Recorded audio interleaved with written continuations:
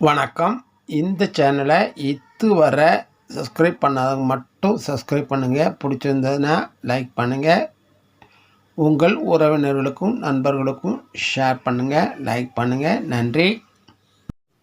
வணக்கம்.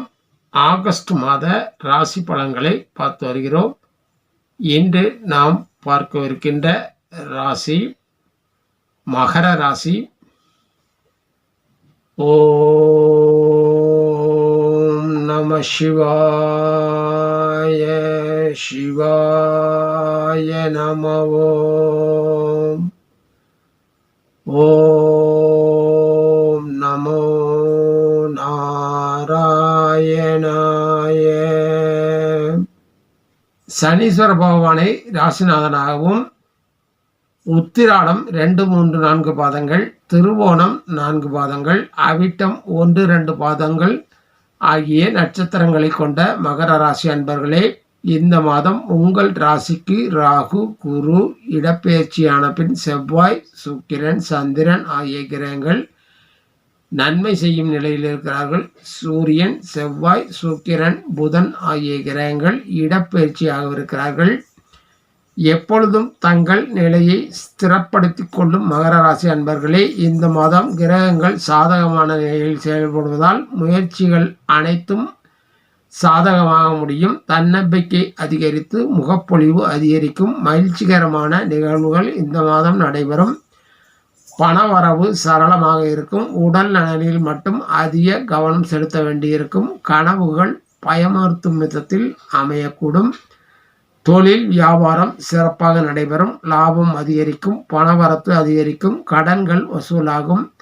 உங்கள் பழைய கடனை அடைப்பீர்கள். வேலை செய்பவர்கள் உயர் அதிகாரிகளின் கட்டளைக்கு அணிபணிந்து பணியாற்றுவது நன்மை தரும். கணவன் மனைவிக்கிடையே புரிதல்கள் அதிகப்படுத்திக் கொள்வது நல்லது. மனதில் மறைத்து வைத்து கொண்டு புழுங்காமல் வெளிப்படையாக விவாதிப்பது நற்பலன்களை தரும். குடும்பத்தில் உள்ள மற்றவர்களின் மனமறிந்து செயல்படுவது குடும்பத்தில் குதூகலத்தை அதிகரிக்கும். குழந்தைகளை கண்காணிக்கவும் அவர்களின் தேவைகளை பூர்த்தி செய்து வைப்பதும் நல்லது. உடல் ஆரோக்கியத்தை பொறுத்தவரை கவனமுடன் நடந்து கொள்ள வேண்டும். நடைப்பயிற்சி, தியான பயிற்சி போன்றவற்றை மேற்கொள்வதன் மூலம் உடல் உள்ளம் இரண்டையும் நல்ல வழியாக கையாள முடியும். நிதிநிலையை பொறுத்தவரை சீரானதாகவும் திருப்திகரமானதாகவும் அமையும். கலைத்துறையினர் சில பிரச்சனைகளை சந்திக்கலாம். வீண் அலைச்சல்கள், செயல் சிரமங்கள் ஏற்பட வாய்ப்புகள் உண்டாகும். அரசியல்வாதிகள் சக அரசியல்வாதிகள் மூலமாக சில இடைஞ்சல்களை சந்திக்கலாம். சுதந்திரமாக செயல்படும் வாய்ப்புகள் உருவாகும்.